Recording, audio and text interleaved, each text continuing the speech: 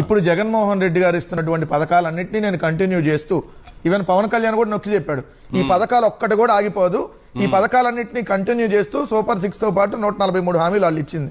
కానీ ఈ రోజు మీరు చూస్తే వసతి దీవెన ఆగిపోయింది, విద్యా దీవెన ఆగిపోయింది, ఏదైతే వైఎస్ఆర్ ఫ్రీ క్రాప్ ఇన్సూరెన్స్ ఆగిపోయింది, ఇన్పుట్ సబ్సిడీ ఆగిపోయింది, సున్నా వడ్డీ ఆగిపోయింది, చేయూత ఆగిపోయింది, ఆసరా ఆగిపోయింది, బీమా ఆగిపోయింది, కాపనేస్తం లేదు, చేదోడు లేదు, లానేస్తం ఆగిపోయింది, ఆరోగ్య ఆసరా ఆగిపోయింది, ఎంఎస్ఎంఈ ప్రోత్సాహకాలు ఇవ్వకపోగా 2197 ఎంఎస్ఎంఈలు మూతపడ్డాయి వచ్చిన తర్వాత.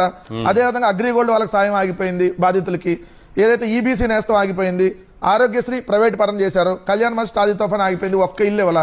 అంటే ఏదైతే జగన్మోహన్ రెడ్డి గారు ఇచ్చిన పథకాలు మొత్తం ఆగిపోయి సూపర్ 6 కూడా ఎగ్గొట్టేశాడు చంద్రబాబు నాయుడు గారు. సూపర్ 12 అమ్మేశాడు.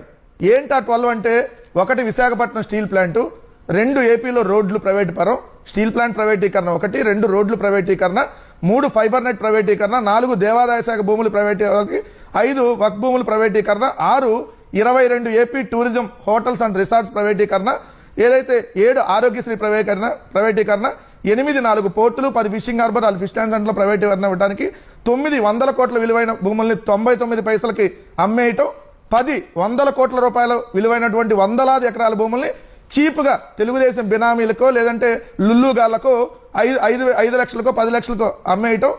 నెంబర్ 11 10 ప్రభుత్వ మెడికల్ కాలేజీని, 10 ప్రభుత్వ పెద్ద ఆసుపత్రుల్ని, అవి పెద్ద ఆసుపత్రులు అవి కూడా ప్రైవేట్ పరం చేయటం, 12 హోల్సేల్ గా పేదల్ని P4 అనేటటువంటి విధానంతో ప్రైవేట్ వాళ్ళకి తాకట్టు పెట్టడం. సూపర్ 6 ఎగ్గొట్టాడు, సూపర్ 12 సూపర్ గా అమ్మేశాడు. పేదల్ని P4 విధానంలో పేదల్ని ప్రైవేట్ వాళ్ళకి అప్పచెబుతున్నాడు. మధ్యలో సచివాలయం ఎంప్లాయీలని మీడియేటర్లుగా పెట్టారు. అది కూడా నిన్నే వచ్చింది. సో ఉన్నది పోయింది, ఇస్తానన్నది పోయింది.